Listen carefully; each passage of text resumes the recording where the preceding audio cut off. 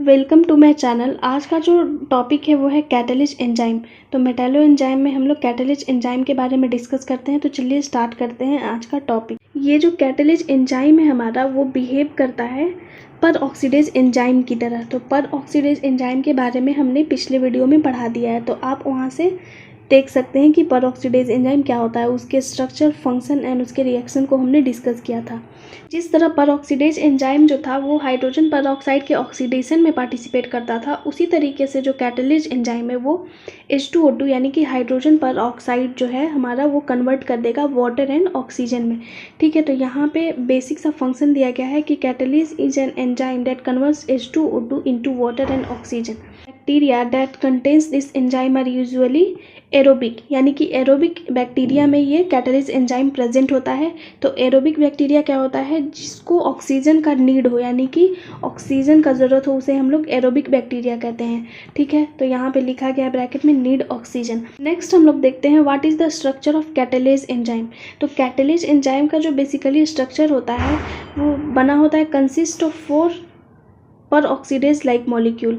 तो यहाँ पे बताया गया है कि कैटालेज का जो स्ट्रक्चर होगा वो पर ऑक्सीडेज मॉलिक्यूल के जैसा होगा। तो पर ऑक्सीडेज एंजाइम में हमने क्या देखा था, बीच में Fe होता है as a 3 oxidation state, and then ऊपर में H2O होता है, नीचे हिस्टिडीन होता है, और यहाँ पे 4 पायरोल रिंग होते हैं। ठीक है, तो ये हमारा बेसिक सा स्ट्रक्चर है पर ऑक्सीडेज का। तो इसी तरीके से कैटालेज एंजाइम का भी स्ट्रक्चर होता है। ठीक, यहाँ पे जो स्ट्रक्चर होगा कैटालेज का वो सिमिलर होगा पर ऑक्सीडेज एंजाइम की तरह। ठीक है, तो यहाँ भी मेटल एटम जो यूज हो रहा है हमारा वो Fe है, एंड पार्ट जो है वो हिस्टिडीन है। ठीक है, नेक्स्ट हम लोग देखते हैं इसका रिएक्शन, यानी कि ये कैसे H2O2 यानी कि हाइड्रोजन पर ऑक्साइड को कन्वर्ट करता है वाटर एंड ऑक्सीजन मॉलिक्यूल में। ठीक है, जैसा कि आप अभी देखिए कि कैटालिस्ट एंजाइम का जो स्ट्रक्चर होगा वो सिमिलर होगा पर ऑक्सीडेज एंजाइम की तरह। तो यहाँ पे जो P है, P4 पॉर्फिरिन रिंग होगा। ठीक है, और ये हमारा Fe3 ऑक्सीडेशन स्टेट में रहेगा, और HS यानी कि हाई स्पिन, Fe3 जो रहेगा वो हाई स्पिन स्टेट में रहेगा। ये जो हमारा कैटालिस्ट एंजाइम है जब H2O2 के साथ रिएक्ट करता है तो PFE4 यानी कि 3 जो ऑक्सीडेशन स्टेट है वो कन्वर्ट हो जाएगा 4 में, एंड डबल बॉन्ड ऑक्सीजन जुड़ जाता है और यहाँ पे H2O का फॉर्मेशन होता है। ठीक है, अगेन जब ये हमारा मॉलिक्यूल H2O2 के साथ रिएक्ट करता है तो ये हमारा catalyst enzyme as it is निकल जाता है यहाँ।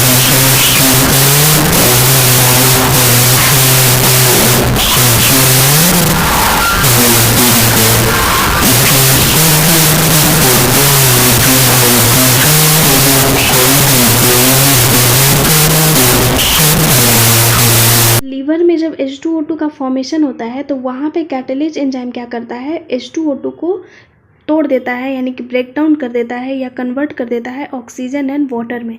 ठीक है, तो यहाँ पे नोट के फॉर्म में लिखा गया है 1 कैटालिस्ट कन्वर्ट मिलियंस ऑफ, जैसा कि आप यहाँ पे देख रहे हैं, millions of molecule of H2O2 into water and oxygen each second. यानी कि ये इतना फास्ट रिएक्शन होता है कि 1 सेकेंड में H2O2 को millions of water and oxygen molecule में तोड़ने का काम करता है।